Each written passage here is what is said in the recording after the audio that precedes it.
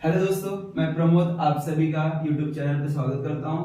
आज हम बात करने जा रहे हैं फाइनेंशियल स्टेटमेंट, जो 12th में एक टॉपिक है, इंपॉर्टेंट टॉपिक है। बेसिक आपको वहां से कंसेप्ट क्लियर होगा। देख लेते हैं फाइनेंशियल स्टेटमेंट। एग्जाम में आता है 8 मार्क्स के लिए प्लस 3 मार्क्स आपका ऑब्जर्वेशन, टोटल 11 मार्क्स तक आपको कवर करने को मिलेगा। Analysis of financial statement, analysis of financial statement important topic है। परफेक्टली ध्यान से सुनना, जो भी डाउट रहेगा पूछ लेना बाद में। देखते हैं, जैसे फाइनेंशियल स्टेटमेंट का नाम लिया तो आपके दिमाग में सिर्फ दो चीज याद होना चाहिए भाई। एक रेवेन्यू होगा, रेवेन्यू मतलब प्रॉफिट एंड लॉस। दूसरा बैलेंस शीट। अगर ये दोनों मिल गया तो हमारा फाइनेंशियल स्टेटमेंट क्या होता है, पूरा होता है। हर साल हर एक बिजनेसमैन ये प्रिपेयर करता है, ये फाइंड आउट करने के लिए कि उसके पास उसका प्रॉफिट कितना हो रहा है, लॉस कितना हो रहा है, उसके बैलेंस शीट में एसेट्स कितना दिखाई दे रहा है, लायबिलिटीज कितना है, कैपिटल कितना है, उसका स्टेटस कितना है, गुडविल कितना है। वो सब फाइंड आउट करने के लिए हर साल एक बिजनेसमैन ये प्रिपेयर करता है।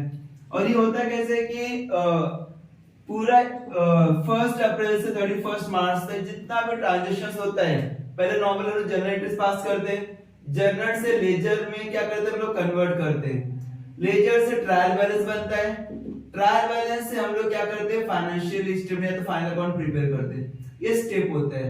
ये जर्नल एंट्रीज पूरे साल भर में जितना हुआ रहेगा सबका बहुत सारा रिकॉर्ड होता है, तो उसको मिनिमाइज करने के लिए हम लोग लेजर में पोस्टिंग करते हैं। तो उससे भी हम लोग समराइज करके ट्रायल बैलेंस बनाते हैं। हर एक अकाउंट का ट्रायल बैलेंस हम लोग शो करते हैं। उसके बाद ट्रायल बैलेंस और थोड़ा एडजस्टमेंट हुआ रहेगा, वो एडजस्ट करके हम लोग पूरा का पूरा फाइनल अकाउंट प्रिपेयर करते हैं। हर चाहे वो ट्रेडिंग का, सोल ट्रेडर का फाइनल अकाउंट रहे, पार्टनरशिप का फाइनल अकाउंट रहे, या सॉरी कोई भी, हर बिजनेसमैन क्या करते हैं, लोग फाइनल अकाउंट प्रिपेयर करते हैं, चाहे वो एनपीओ हो या तो प्रॉफिट कंसर्न हो। ठीक है, देखो इसमें क्या क्या आता है, ये बेसिक है। अभी हम लोग जो इंपॉर्टेंट टर्म है वो ध्यान में रखना होगा। अगर हम बात करते हैं एसेट्स, फाइनेंशियल स्टेट में फिक्स एसेट्स और करंट एसेट्स, दो चीज आपको देखने को मिलेगा, फिक्स एसेट्स और करंट एसेट्स। थोड़ा समझ के रहना, बहुत इंपॉर्टेंट है। फिक्स एसेट्स में दो चीज आ सकता है, एक टेंजिबल एसेट्स और एक इनटेंजिबल एसेट्स। एक ऐसा एसेट जिसे मैं देख सकता हूं, टच कर सकता हूं, land and building, plant and machinery, वो टेंजिबल एसेट्स है। प्लांट एंड मशीनरी बोल सकते हैं, जो फर्नीचर हुआ वो हमारा टेंजिबल एसेट्स है। एक ऐसा एसेट्स जो हमारा फिक्स एसेट्स है लेकिन उसको हम लोग देख नहीं सकते। फॉर एग्जांपल गुडविल हुआ, पैटेंट हुआ, कॉपीराइट हुआ, ये ट्रेडमार्क हुआ। ये ऐसा एसेट्स है जो इनटेंजिबल है, दिखाई नहीं देता, फिर भी हम लोग इसका करते कंसीडर करते हैं एसेट्स के लिए। एक होता है करंट एसेट्स।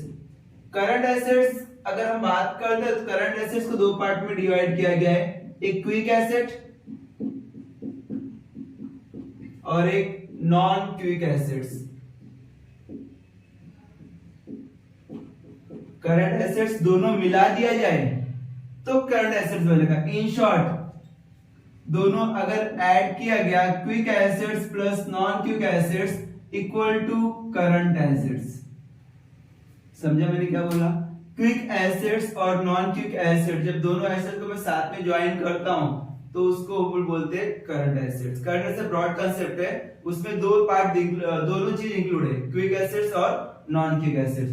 क्विक एसेट्स मतलब क्या होता है, जो विद इन डे मैं कैश में कन्वर्ट कर दूं, 1 दिन 2 दिन 4 दिन, तुरंत मुझे कैश में क्या होगा, कन्वर्ट हो जाए।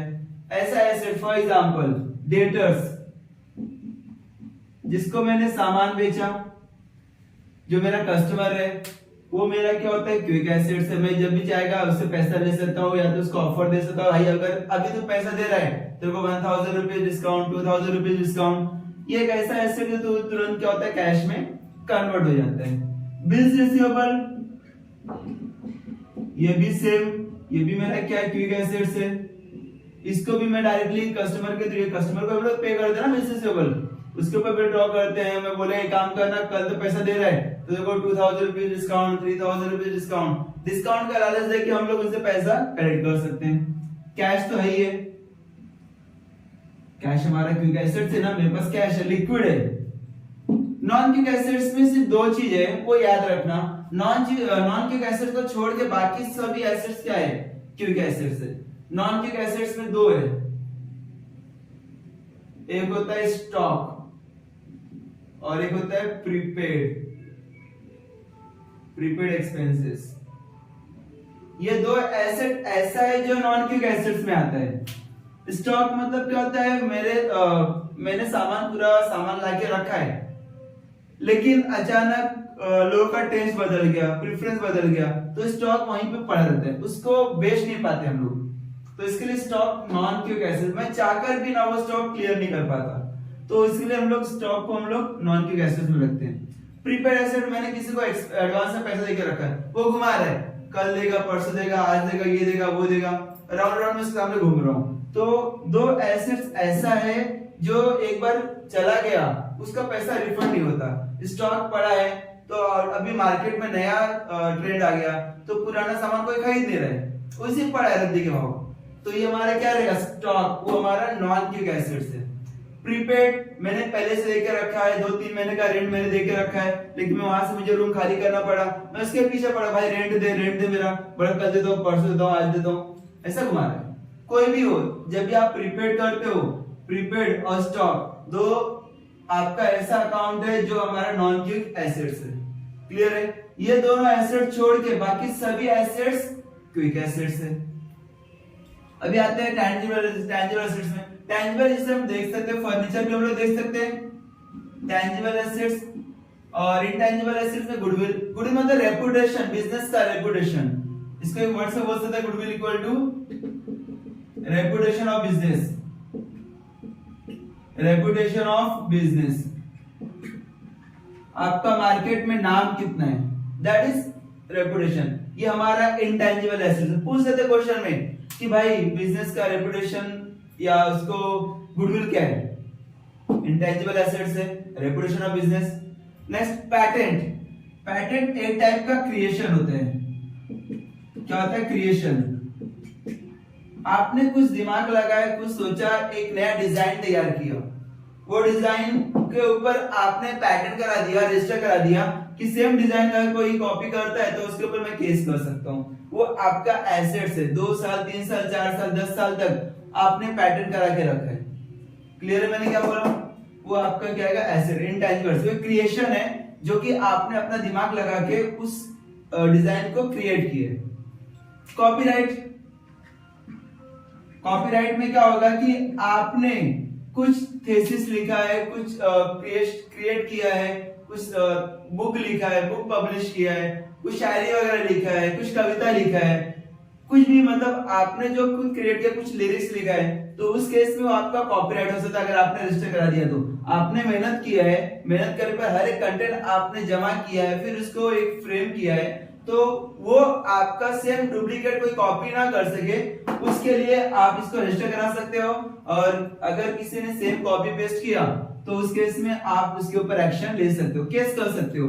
और देखा रहेगा कॉपीराइट को सी करके डिनोट करते हैं, ऐसा कहीं भी देखा रहेगा सी के ग्राउंड लिखा रहेगा, इसका मतलब वो कॉपीराइट है, उसने रजिस्टर किया है गवर्नमेंट के पास कि एक सेम जो मैंने कंटेंट लिखा है वो कोई कॉपी किया तो उसके ऊपर मैं एक्शन ले सकता हूं।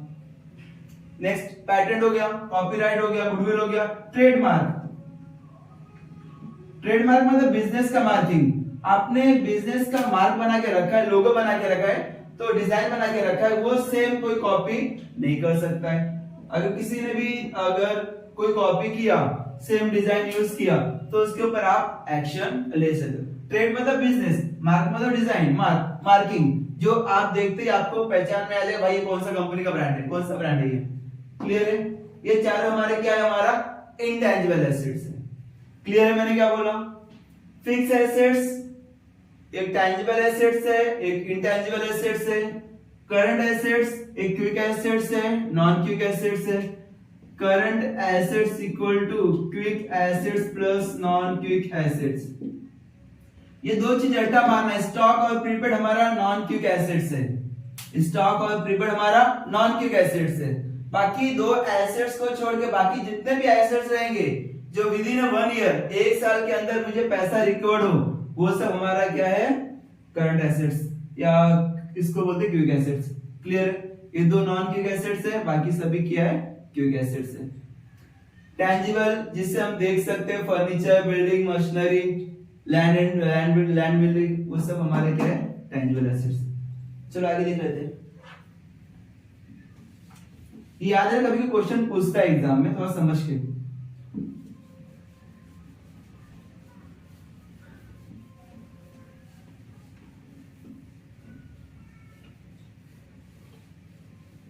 ये तो करंट एसेट्स का बात हुआ। सेम सामने सामने मैं लिख देता हूं करंट लायबिलिटी।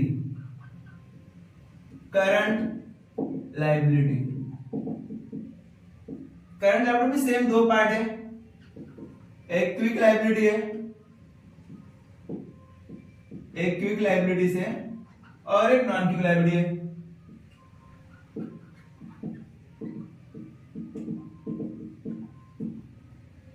ध्यान देना, ये करंट लायबिलिटी है, ये करंट एसेट्स है।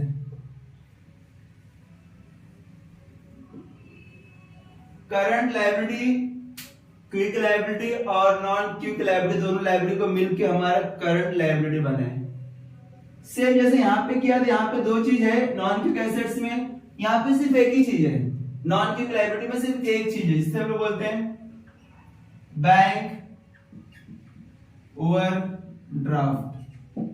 ये एक ऐसी लायबिलिटी है जो जरूरत नहीं पड़ती है। आपने बैंक से विड्रॉ कर दिया है, पैसा बैंक से विड्रॉ किया है, ओवर मतलब ज्यादा, आपका बैंक बैलेंस है 10,000, लेकिन बैंक वालों ने आपको क्रेडिट फैसिलिटी दी है। क्रेडिट फैसिलिटी मींस आप 10,000 है ना, आप 5,000 रुपए एक्स्ट्रा विड्रॉ कर सकते हो, मींस 15,000 तक आप विड्रॉ कर सकते हो अगर आपके पास 10,000 ही बैलेंस है। ओवरड्राफ्ट फैसिलिटी है, 5,000 आप एक्स्ट्रा विड्रॉ कर सकते हो। ये 5,000 रुपीस आपने विड्रॉ किया, बैंक वाला आपसे पूछेगा नहीं कि भाई आप जल्दी दो, भाई उसको इंटरेस्ट मिलेगा ना। आप बिजनेस में रेगुलर ट्रांजैक्शन कर रहे हो, बैंक में ट्रांजैक्शन कर रहे हो, तो उस केस में बैंक वाला आपसे ज्यादा पीछे नहीं पड़ा रहता है, बोलता है कि आप यूज करो ना, 1 महीना 2 महीना 3 महीना 4 महीना जितना यूज करना यूज करो, लेकिन मुझे उसका तो इंटरेस्ट तो मिल रहा है। बैंक वाले को इंटरेस्ट मिल रहा है, जैसे आपने बैंक से लोन लिया, बैंक से लोन लिया तो आप उनको ब्याज देते हो ना बैंक वाले को, सेम यहाँ पे वही है। बैंक से ज्यादा पैसा विड्रॉ कर लिया तो बैंक वाला आपके अकाउंट से हर महीने जो भी उसका नॉमिनल चार्जेस रहेगा, जो भी इंटरेस्ट रहेगा, वो डिडक्ट कर दिया, तो वो आपको फोर्स नहीं करेगा कि भाई आप तुरंत पैसा दो। ये नॉन क्विक लायबिलिटी है। और एक क्विक लायबिलिटी है, आपको इसको पे करने की जरूरत नहीं पड़ती है, जल्दी जल्दी पे करने की जरूरत नहीं, आप आराम से भी पे कर सकते हो। लेकिन क्विक लायबिलिटी में अगर ये लायबिलिटी छोड़ दिया जाए तो बाकी सभी लायबिलिटी क्या रहेगा, क्विक लायबिलिटी। जैसे बिल्स पेबल, भाई आपने, आपके ऊपर किसी ने बिल ड्रॉ करके रखा है, बोला कि भाई 2 महीने बाद आपको पे करना है, तो एक उसका लिमिटेशन हो गया ना कि 2 मंथ बाद आपको रीपे कर, जो भी अमाउंट है वो पे करना पड़ेगा। आपने सामान परचेस किया है, जब सामान परचेस किया है तो जो टाइम लिमिट दिया उसने 2 मंथ 3 मंथ के, तो उस केस में 2-3 मंथ्स में आपको क्या करना है, वो अमाउंट पे करना है। Bills payable, creditors same, creditors को भी अमाउंट पे करना पड़ेगा। दोनों में डिफरेंस क्या है आपको पता होना चाहिए। क्रेडिटर्स से बिल्स पेबल बनता है, क्रेडिटर्स का अमाउंट मान के चलो 10,000 है, उसमें से मुझे उसमें से मैंने क्या किया है, सामने वालों ने मुझे एक पर्सन थे, उन्होंने बोला कि मैं आपके ऊपर बिल ड्रॉ कर देता हूं क्योंकि मुझे आपके ऊपर विश्वास नहीं है। तो पूरा का पूरा क्रेडिट मेरे जितने भी, मैंने सब लोगों से 10,000 लोगों से सामान खरीदा है, जिसमें 3,000 लोगों ने क्या किया, मेरे ऊपर बिल ड्रॉ कर दिया, तो एग्जैक्ट क्रेडिट कितना बचा, 7,000। मतलब क्रेडिट का एक पार्ट है, अगर दोनों को मिला दिया जाए तो ट्रेड रिसीवेबल हो जाता है, trade payable, sorry trade payable. Trade payable मतलब इसमें क्रेडिटर्स भी आ जाता है और बिल्स पेएबल भी आ जाता है, ये वर्ड याद रखना। ट्रेड पेएबल, ट्रेड पेएबल मतलब क्रेडिटर्स और बिल्स पेएबल दोनों को ऐड कर दिया जाए तो ट्रेड पेबल हो जाता है। तो इसको क्या बोलेंगे, इसको बोलेंगे ट्रेड रिसीवेबल। ट्रेड रिसीवेबल, कभी कभी वर्ड ये यूज किया जाता है ट्रेड रिसीवेबल। ट्रेड से मतलब क्या होता है, बिल्स रिसीवेबल प्लस डेटर्स, ये दोनों ऐड किया जाए तो ट्रेड रिसीवेबल होगा, और क्रेडिटर्स और बिल्स पेबल दोनों को ऐड किया जाए तो क्या होगा, ट्रेड पेबल होगा। क्लियर है मैंने क्या बोला, ये दो बातें याद रखना। आगे बढ़ते हैं।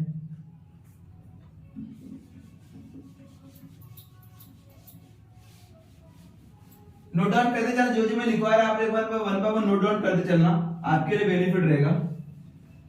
ये चीजें आपको बस बाय हार्ट करते चलना है, क्योंकि अभी आप 12th में हो, 11th में हो, 12th में हो, जो भी हो, लेकिन आगे जब भी आप पढ़ते जाओगे, फर्स्ट ईयर पढ़ोगे, सेकंड ईयर टीवाई एमकॉम, तो फिर ये सब बेसिक कांसेप्ट आपको वहां पे काम देखने को मिलेगा। यहाँ पे जो आपका 12th का सिलेबस है उसमें एकदम लिमिटेड सिलेबस है। टॉपिक क्या है उसमें, पहली बात आपको वो पूछे रहेंगे रेशियो फाइंड आउट करना। टोटल 8 रेशियो दिया है, 8 रेशियो टोटल आपके सिलेबस में 7 to 8 समथिंग है, तो वो रेशियो है। दूसरा आपके सिलेबस में एक स्टेटमेंट बोला है बनाने के लिए। स्टेटमेंट 2 स्टेटमेंट हो सकता है बैलेंस शीट का, या तो इसको बोलते हैं vertical balance sheet, vertical balance sheet और vertical revenue statement.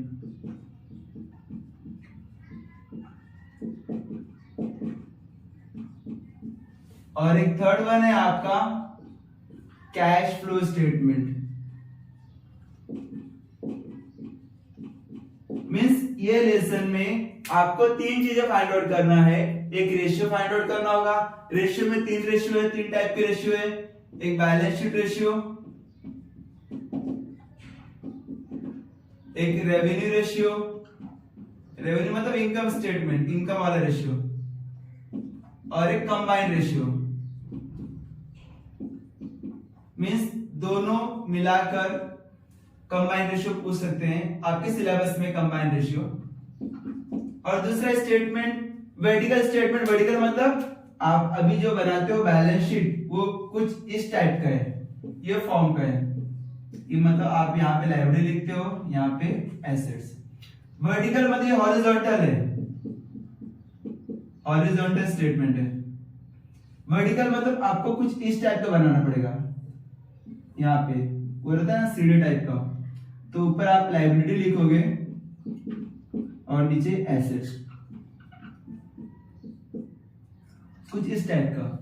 Vertical balance sheet और वर्टिकल रेवेन्यू स्टेटमेंट। रेवेन्यू मतलब यहाँ पे आपको टोटल सेल्स रहेगा, सेल्स में से आपको cost of goods sold less करना होगा, उसके जो भी एक्सपेंस रहेगा लेस करना होगा, फिर आपका नेट प्रॉफिट आएगा ऐड लेस करते करते। ये हॉरिजॉन्टल को ऐसे वर्टिकल में बैलेंस शीट अगर बनाना रहेगा तो ऊपर पूरा लायबिलिटी साइड आएगा, लायबिलिटी साइड, और नीचे पूरा एसेट्स, लास्ट में दोनों क्या होगा, टैली होता है। ये फॉर्म में ये वर्टिकल बैलेंस शीट। और हर एक में 2 चीज आपको पूछा बनाने के लिए, एक कॉमन साइज बैलेंस शीट, एक कंपैरेटिव बैलेंस शीट।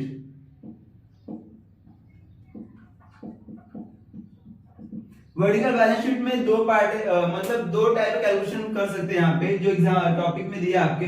एक कॉमन साइज और एक कंपैरेटिव। कंपैरेटिव में एक साल को दूसरे साल से कंपैरिजन करना।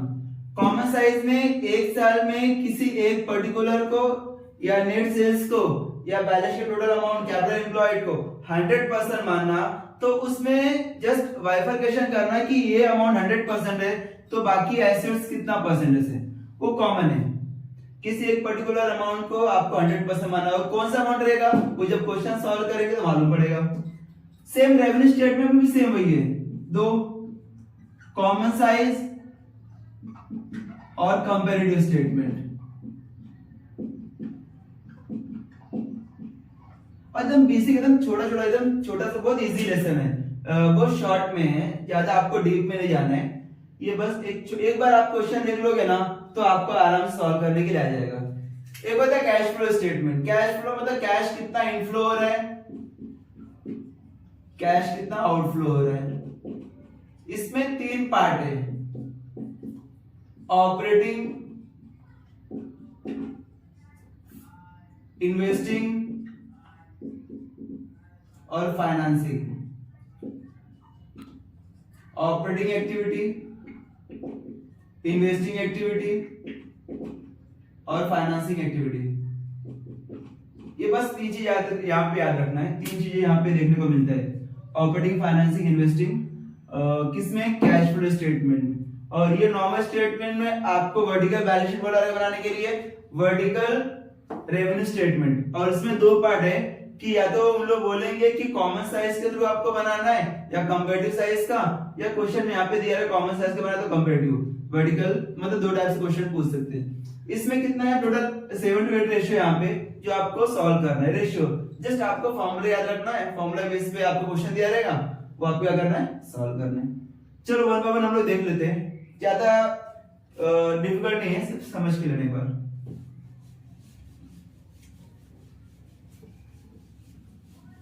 पहले हम लोग रेशियो देख लेते हैं 1 by 1।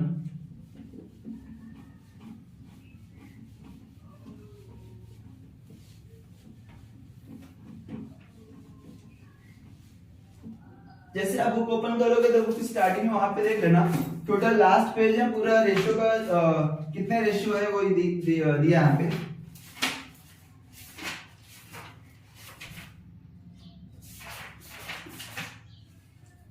यहाँ पे लास्ट में देख लेना ratio at glance, total 4 2 6 7 8 ratio, 8 ratio है। तो इसका फॉर्मूला बहुत इजी है, अगर मैं इसको यहाँ पे बनाता हूं तो थोड़ा समझ के लेना। पहले हम लोग को बोला यहाँ पे first ratio balance sheet ratio,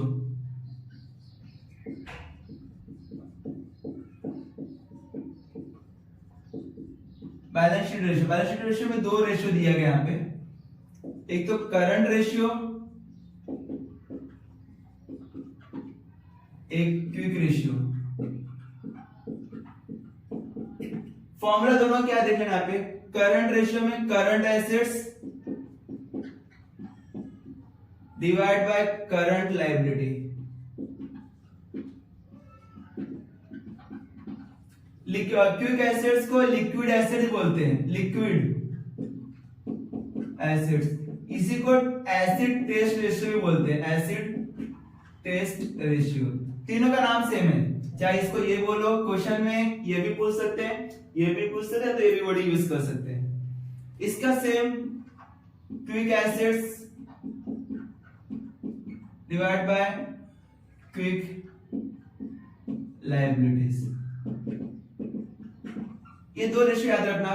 current ratio मतलब current asset divide by current liability. Just इसके प्रीवियस में मैंने बताया था कि करंट एसेट्स में क्या होता है, क्विक एसेट्स और नॉन क्विक एसेट्स, दोनों एसेट्स जब मैं ऐड करता है तो करंट एसेट्स देखने को मिलता है।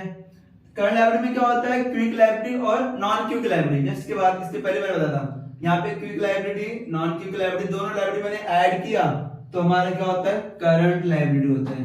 क्लियर है मैंने क्या बोला? यहाँ पे कभी कभी क्वेश्चन में लिखा रहता है quick assets divide by current liability, current liabilities. कोई बोलता है कि भाई हम लोग का बैंक आउट ऑफ नहीं रहता है, तो उन लोग क्विक लायबिलिटी को ही कंसीडर करते हैं करंट लायबिलिटी, चाहे आप करंट लायबिलिटी बोलो या तो क्विक लायबिलिटी बोलो। क्लियर है मैंने क्या बोला? ये याद रखना। तो ये क्वेश्चन जो भी रहेगा, फॉर एग्जांपल एक मैं इसके ऊपर एक एग्जांपल लेके रखता हूँ, कैसे फाइंड आउट करना है कि मान के चलो करंट एसेट्स में स्टॉक दिया है, इसके बेस में क्वेश्चन भी दिया है, वो क्वेश्चन एक बार सॉल्व कर लेंगे तो आपको एग्जैक्टली क्लियर हो जाएगा आइडिया।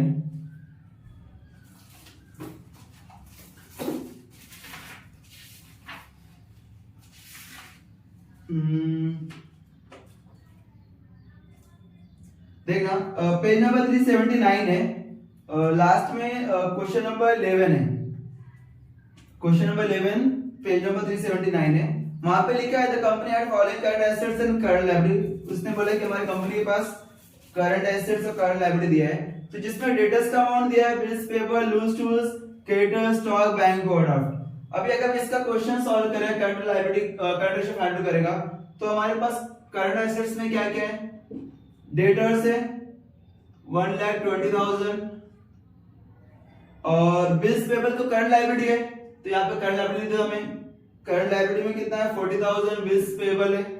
लूज टूल्स मतलब क्या होता है, जो सर्विसिंग वगैरह करते हैं, बाइक सर्विसिंग कराते हैं, तो वहां पे उनके पास पकड़ वगैरह होता है ना, जिससे उन लोग फिटिंग वगैरह करते हैं, वो हमारा लूज टूल्स है। तो लूज टूल्स हमारा एसेट है, प्लस कितना है लूज टूल्स 20,000। क्रेडिटर्स लायबिलिटी है, कितना क्रेडिटर्स 60,000 है। स्टॉक हमारा एसेट है 60,000, और बैंक ऑफ लायबिलिटी है 20,000। अगर मैं तीनों को ऐड किया तो 1,20,000 प्लस 20 1,40,000 प्लस 60 2 लाख आया। हमारा करंट एसेट्स 2 लाख है, और 40,000 प्लस 60 प्लस 20, 60 प्लस 40 कितना होता है 1 लाख, 1 लाख प्लस 20 कितना होता है 1,20,000। ये टोटल अमाउंट आया। अगर आपके पास एसेट्स का अमाउंट 2 लाख है, लायबिलिटी का अमाउंट 1,20,000 है, तो आप रेशियो फाइंड आउट कर सकते हो। करंट रेशियो, ये 3 4 0 कैंसल, 4 0 कैंसल, 20:12 कितना होगा 2 6 12, 2 10 6 2 10 20, और मिनिमाइज कर सकते हैं। 2 3 6 2 5 10। हमारा रेशियो क्या है 5:3। ये आपका करंट रेशियो है।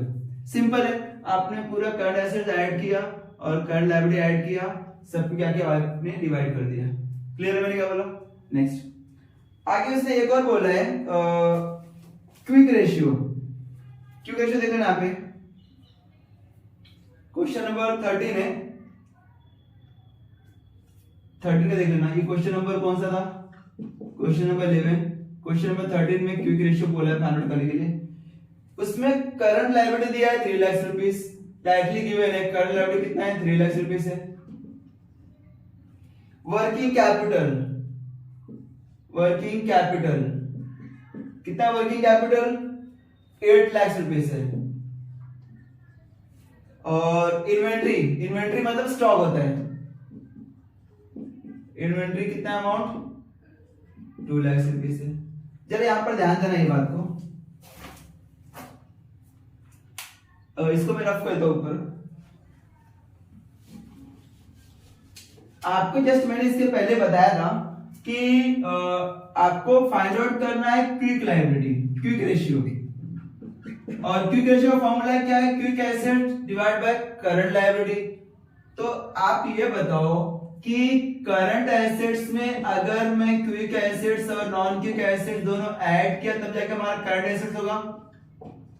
करंट एसेट इक्वल टू क्या है, quick assets plus non quick asset, दोनों मिला दिया तो हमारा करंट एसेट्स आएगा।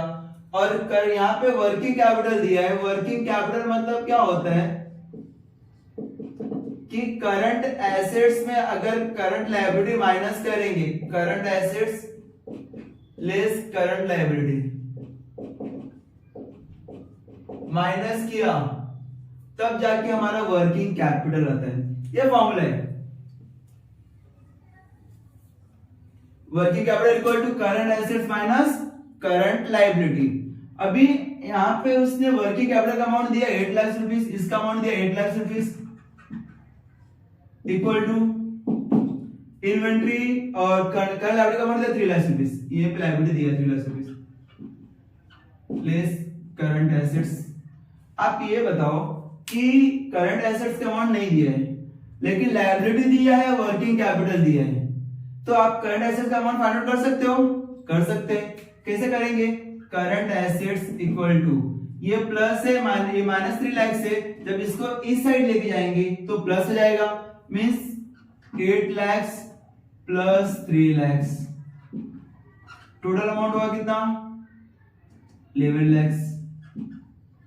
ये आपका अमाउंट है करंट एसेट्स का। क्लियर है मैंने क्या बोला, working capital equal to current assets minus current liability. और वर्किंग कैपिटल का अमाउंट गिवन है, करंट लायबिलिटी का भी अमाउंट गिवन है, करंट एसेट्स का अमाउंट तो फाइंड कर सकते हैं। तीन में से अगर दो चीज दिया है तो जिससे हम लोग फाइंड कर सकते हैं।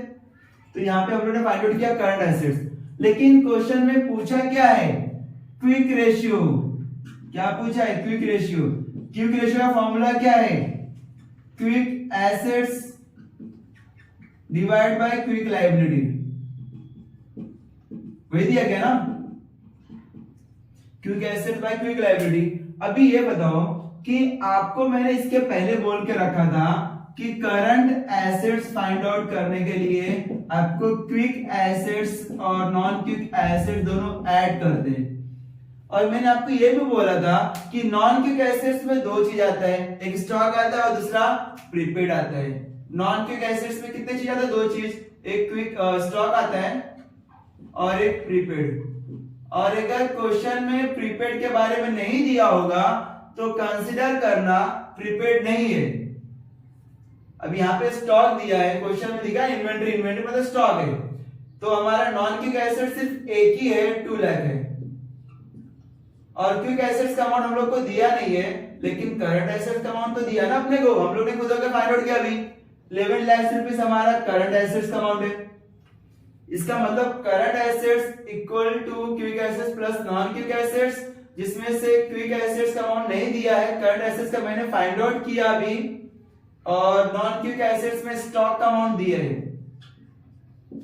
नॉन क्विक एसेट्स में दो स्टॉक हो सकता है, दो चीज हो सकते हैं, एक स्टॉक और एक प्रीपेड। स्टॉक दिया है, प्रीपेड नहीं दिया है, तो मान के चलना प्रीपेड नहीं है हमारे पास। सेम अगर करंट लायबिलिटी के बारे में बात होता है तो करंट लायबिलिटी में क्विक और नॉन क्विक दोनों होते हैं। तो नॉन क्विक एसेट्स में, नॉन क्विक लायबिलिटी में अगर बैंक ओवरड्राफ्ट नहीं दिया हो तो मान के चलना नॉन क्विक लायबिलिटी कुछ भी नहीं है, तो पूरा पूरा लायबिलिटी क्या रहेगा, क्विक लायबिलिटी। इसके लिए मैंने यहाँ पे लिखा ना, quick liability equal to current liability, मतलब नॉन क्विक लायबिलिटी है ही नहीं। तो इसका मतलब कभी कभी ये फॉर्मूला की जगह हम लोग ये फॉर्मूला लिखते हैं, क्विक लायबिलिटी और करंट लायबिलिटी। क्लियर है मैंने क्या बोला? चलिए आपका बेसिक हुआ।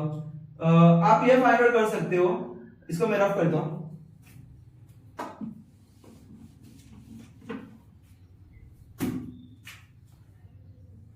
देखना पे अभी आपको मालूम पड़ा क्विक एसेट्स, अभी यहाँ पे प्लस है तो यहाँ पे जाके क्या हो जाएगा, माइनस हो जाएगा।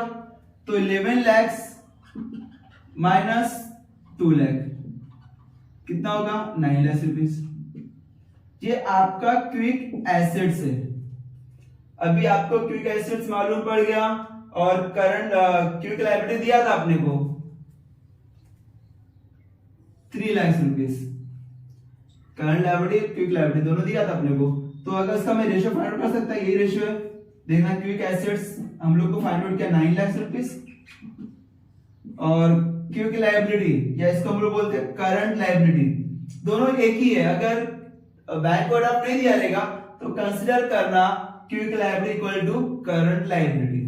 9 लाख यहाँ पे क्विक लायबिलिटी करंट लायबिलिटी का अमाउंट कितना है, 3 लाख रुपीस है।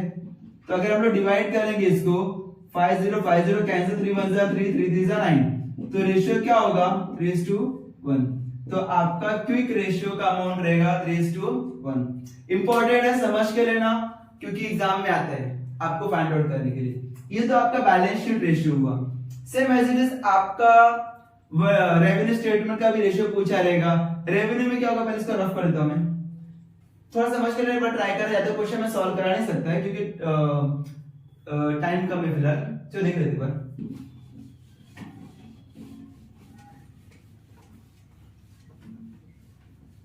जितना हो सकता है उतना एक बार ट्राई करना है क्वेश्चन, एक बार कंसेप्ट क्लियर हुआ तो टेंशन नहीं रहेगा।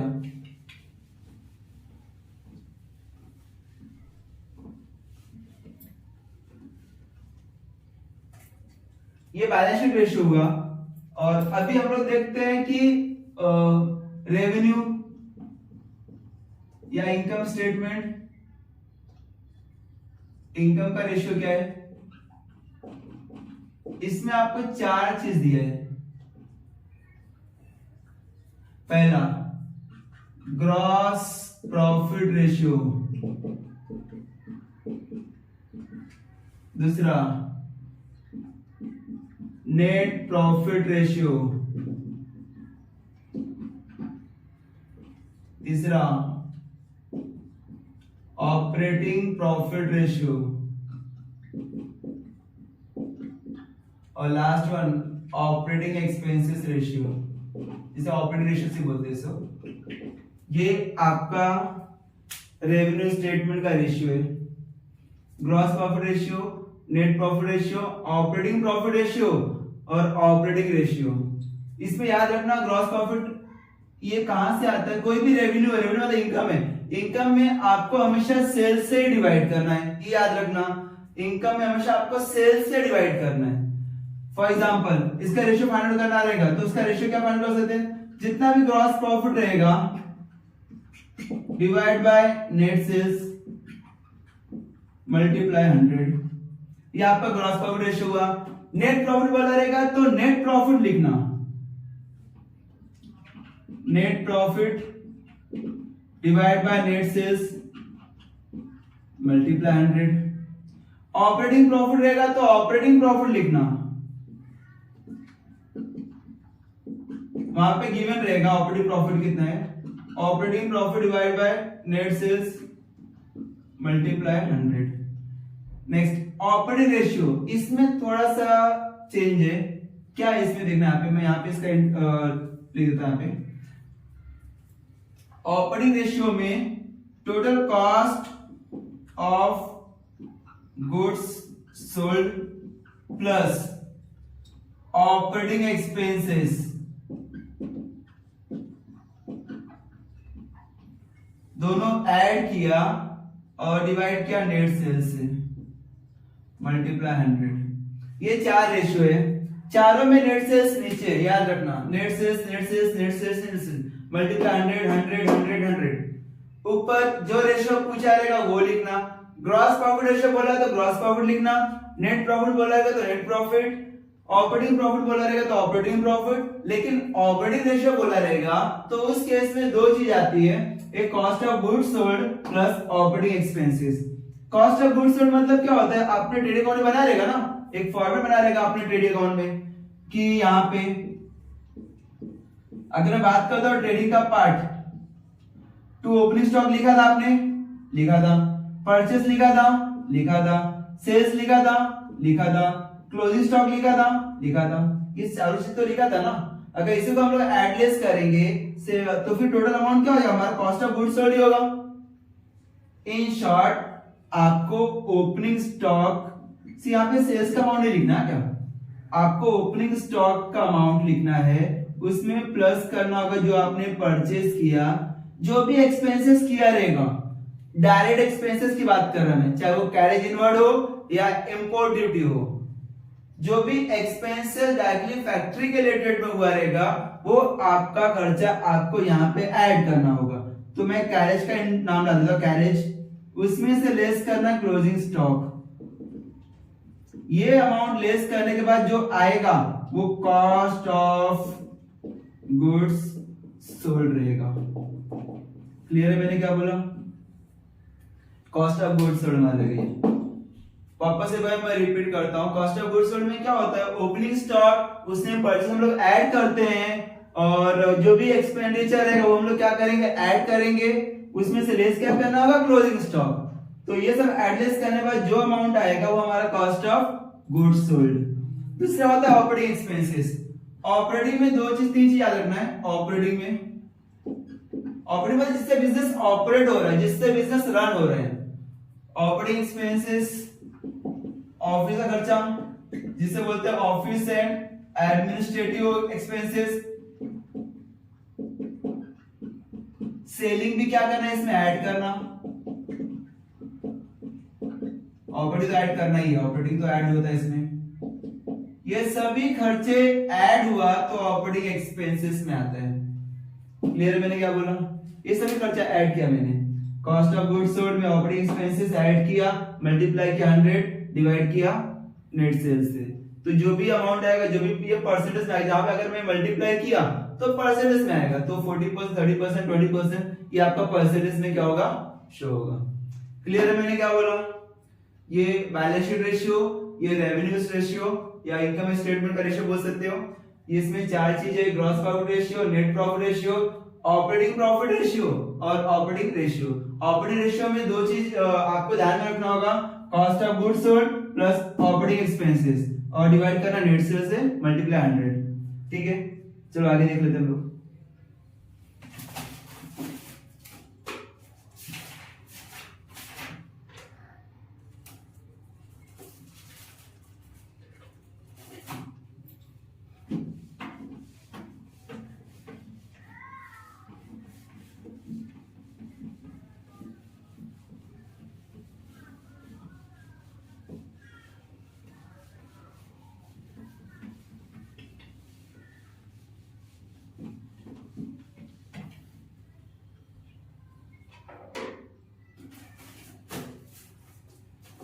Next combined ratio.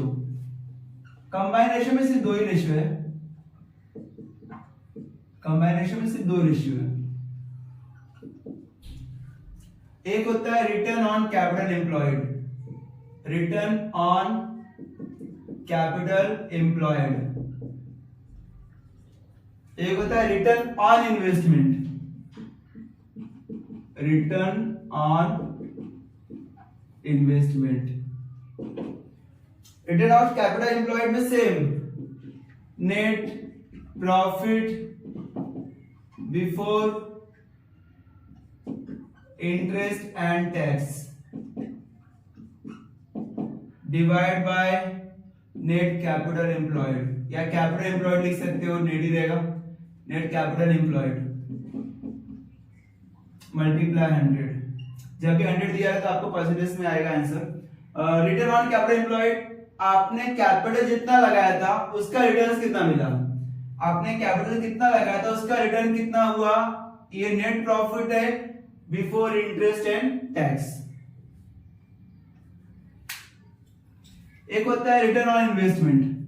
Return on investment मतलब आपने जितना इन्वेस्टमेंट किया उसका रिटर्न कितना मिला, net profit before tax divide by capital employed. आपने जितना कैपिटल लगाया था बिजनेस में उसके ऊपर जितना इन्वेस्टमेंट किया था उसका अमाउंट कितना रिटर्न्स में मिला, वो आपका रिटर्न ऑन इन्वेस्टमेंट में आ गया। क्लियर फॉर्मूला है, क्वेश्चन में गिवन रहेगा, आपको जस्ट फाइंड आउट करना है क्वेश्चन देकर। अगर टाइम है तो मैं नेक्स्ट लेक्चर में इसके 2-3 क्वेश्चन सॉल्व करा देगा। फॉर्मूला याद रखना, कभी कभी क्वेश्चन में ऑब्जेक्टिव्स में पूछते हैं कि रिटर्न ऑन कैपिटल एम्प्लॉयड का फॉर्मूला बताना, या रिटर्न ऑन इन्वेस्टमेंट का फॉर्मूला बताना, या क्रॉस प्रॉफिट रेशियो का फॉर्मूला बताना, करंट रेशियो का फॉर्मूला बताना, ये पूछते हैं ऑब्जेक्टिव्स में 1 मार्क्स के लिए। तो उस केस में मैंने यहाँ पे पूरा फॉर्मूला यहाँ पे बता दिया है, बस आपको जस्ट बाय हार्ट करना। बाय हार्ट मतलब एक बार आपने ये वीडियो देखा तो आपको पूरा पूरा कंसेप्ट अपने आप क्लियर हो जाएगा। ठीक है, ये आपका बेसिक हुआ कंबाइंड रेशियो। यहाँ पे ये रेशियो का पार्ट क्या होता है, कंप्लीट होता है। अभी थोड़ा आगे आते हैं।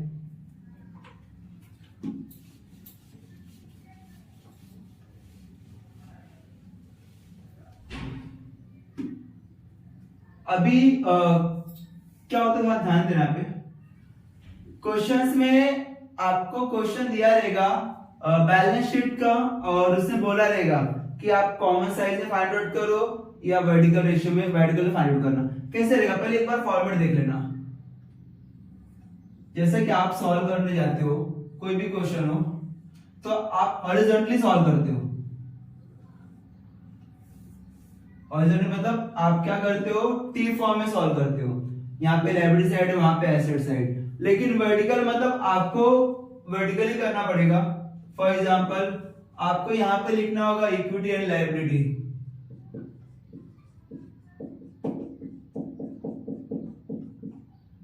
इक्विटी एंड लायबिलिटी, या लायबिलिटी का अमाउंट कितना है। इसमें 2 पार्ट आते हैं, मैंने पहले ही बोल के रखा था। कैपिटल, अगर आपको बिजनेस स्टार्ट करना होगा तो बिजनेस स्टार्ट करने के लिए आपके पास कैपिटल का तो जरूरत पड़ेगा ना। बिजनेस स्टार्ट कर रहे हो तो पैसा आएगा कहां से, या खुद का पैसा जिससे आप ओन फंड्स बोलते हो, खुद का पैसा होगा ना। ओन फंड्स मतलब कैपिटल, बिजनेस में आपने पैसा लगाया। दूसरा ऑप्शन क्या है, बोरो फंड। आपने कहीं से कर्जा लिया, कर्जा लेने के लिए आपके पास 2 रास्ते हैं, या तो आप बैंक से लोन लेते हो या आप डिबेंचर इश्यू करते हो। 10% डिबेंचर्स ये आप इश्यू करते हो।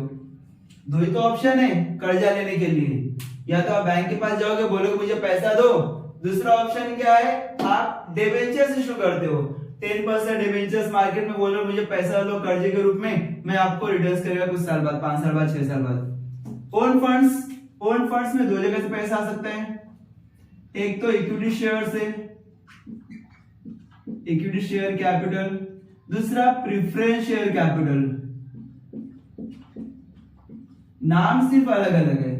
अभी नॉर्मल एक एग्जांपल लेंगे भाई, 3 आदमी है, एक ने इक्विटी का नाम ले लिया, दूसरे ने प्रेफरेंस का नाम लिया, तीसरे ने डिबेंचर्स का नाम लिया। उनको अमाउंट अलग अलग मिलेगा लेकिन नाम मैंने अलग अलग करके रखा है।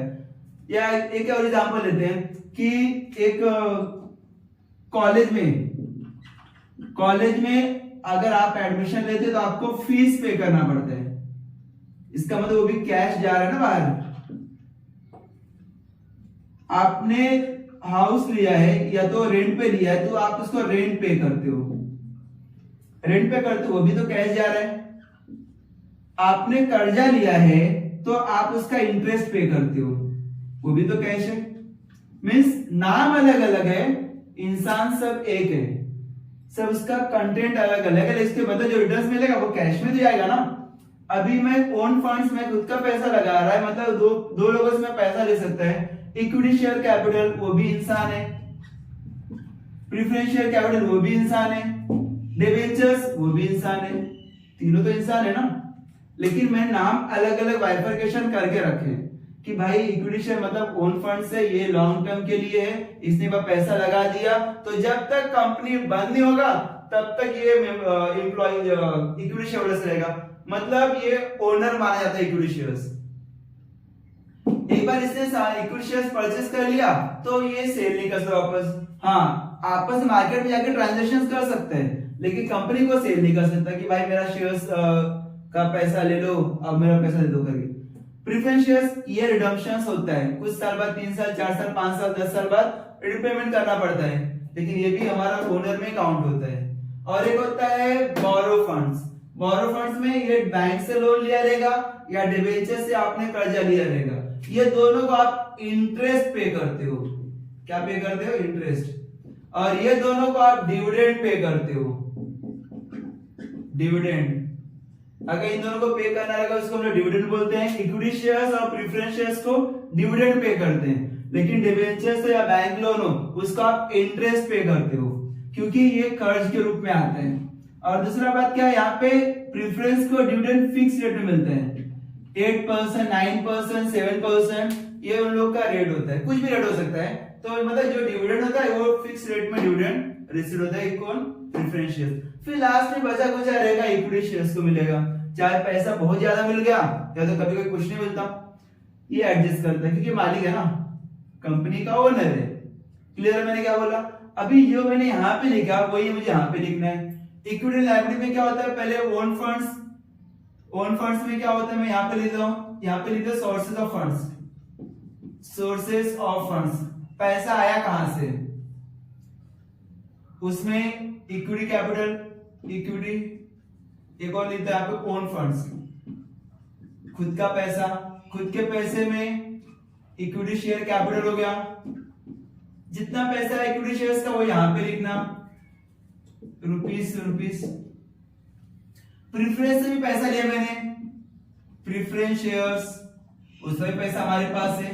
कुछ रिजर्व किया रहेगा, आपने 2 साल, 3 साल, 4 साल कंपनी चलाया है तो थोड़ा बहुत रिजर्व किया रहेगा ना, वो जनरल रिजर्व के रूप में भी आ सकता है। Reserves and surplus, reserves and surplus में कुछ भी नहीं होता, जनरल रिजर्व हो सकता है। प्रॉफिट एंड लॉस रिजर्व हो सकता है, दोनों वर्ड यहां पे लिख देना। उसके बाद बोरोड फंड्स, आपने कर्जा कितने से लिया, बोरो फंड्स में आपने बैंक से लोन लिया, रहेगा वो अमाउंट लिख देना। डिबेंचर्स इशू किया, रेट चेंज होता है, रेट यहाँ पे फिक्स नहीं है क्या, उन लोग बैंक कंपनी वाला डिसाइड करता है कि कितना परसेंट रेट देना, 10%, 12%, 15%, 10% डिबेंचर्स, ये दोनों लोन लिया, ये अमाउंट ऐड किया यहाँ पे आया, ये अमाउंट ऐड किया यहाँ पे आया, तो टोटल अमाउंट जो आया उससे बोलते हैं कैपिटल एम्प्लॉयड। टोटल कैपिटल मेरा इतना लगा है। सेम अभी सोर्स है, फंड का पैसा कहां से है, पैसा कहां से आ रहा है, फिर हम लोग एप्लीकेशन कहां पे कर रहे हैं, apply, application of funds. Application of funds में दो रास्ते हो सकते हैं। पहला मैं वर्किंग कैपिटल लिख देता हूं। मैं वर्किंग कैपिटल, इसके पहले मैंने बताया था आपसे वर्किंग कैपिटल क्या होता है। वर्किंग कैपिटल में करंट एसेट्स में हम लोग माइनस करते हैं करंट लायबिलिटी, करंट एसेट्स का जो भी अमाउंट है उसमें से लायबिलिटी मैंने माइनस कर दिया। उसके बाद फिक्स एसेट्स, अभी मैं इसके पहले स्टार्टिंग में बताया था फिक्स एसेट्स का अमाउंट कितना है, वो अमाउंट ऐड किया तो हमारा क्या हुआ, total capital employed.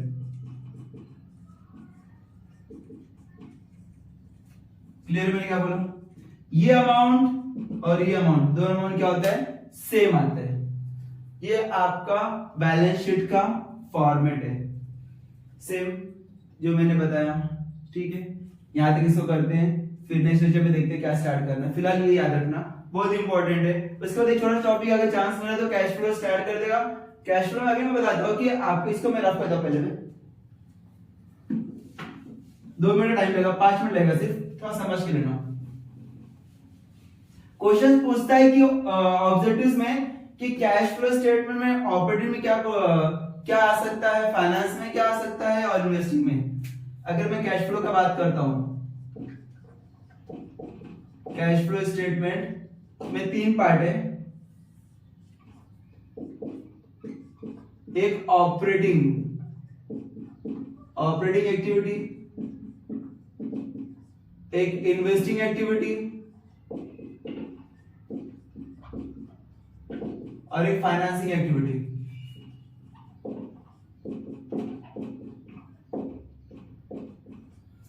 Operating activity मतलब आपने सेल परचेस करते हो, डेटर्स क्रेडिटर्स, वो आपका ऑपरेटिंग में आएगा। मतलब आपने परचेस किया, सेल किया, सैलरी दिया या कोई एक्सपेंसेस किया, ये सब आपका ऑपरेटिंग में आएगा। जिससे बिजनेस ऑपरेट हो रहा है, जिससे बिजनेस रन हो रहा है, ऑपरेट मतलब चल रहा है ना जिससे बिजनेस, वो आपका ऑपरेटिंग में आ रहा है। इन्वेस्टिंग में आपने कुछ एसेट्स परचेस किया है, एसेट्स में परचेस या sale, for example furniture purchase कर लिया, वो आपका एसेट इन्वेस्टिंग में आ गया। या बिल्डिंग परचेस कर लिया, बिल्डिंग परचेस कर दिया या सेल कर दिया, वो भी इन्वेस्टिंग में जाएगा। फाइनेंस में पैसे रिलेटेड में, फॉर एग्जांपल आपने इक्विटी शेयर इश्यू कर दिया, equity shares, debentures, preference shares, ये सब आपने इश्यू किया या रिडम्पशन किया। रिडम्पशन मतलब रीपेमेंट कर दिया, रिडम्पशन ऑफ प्रेफरेंस शेयर्स या रिडम्पशन ऑफ डिबेंचर्स। ये 3 पार्ट याद रखना। एग्जाम में ऑब्जेक्टिव से पूछते तो भाई इसमें कौन सी क्या आपका ऑपरेटिंग में आएगा, क्या इन्वेस्टिंग में आएगा, क्या फाइनेंस में जाएगा। बस आपका कंसेप्ट याद रखना। ऑपरेटिंग मतलब सेल परचेस एक्सपेंसेस हुआ रहेगा, वो सब आपका ऑपरेटिंग में जाएगा। फाइनेंस में क्या होगा, पैसे रिलेटेड में आपने शेयर्स इश्यू किया, उसका पैसा मिला, रिडम्पशन किया, वो फाइनेंस में गया। इन्वेस्टिंग में आपने कुछ लैंड एंड बिल्डिंग परचेस किया, फर्नीचर परचेस किया, फिक्स एसेट जिसे बोलते हैं, फिक्स एसेट में आपने इन्वेस्टमेंट किया, वो आपका इन्वेस्टिंग का पार्ट हुआ। क्लियर है, ये आपका बेसिक है। क्लियर, मैंने क्या बोला, एक बार इसको ध्यान से देखना, नोट डाउन करना, जो मैं बोल रहा हूँ तो ध्यान से सुन के उसको नोट डाउन कर लेना, क्योंकि नेक्स्ट एग्जाम में बहुत काम की चीजें एग्जाम में आएगा, तो उस केस में आपको बहुत अच्छे मार्क्स मिलेंगे। एक बार ये देखने के बाद देखना, अगर आपका पेपर होता है तो उसमें देखना, इसमें बहुत सारे क्वेश्चंस आपको वहां पे देखने को मिलेंगे। क्लियर है, ओके।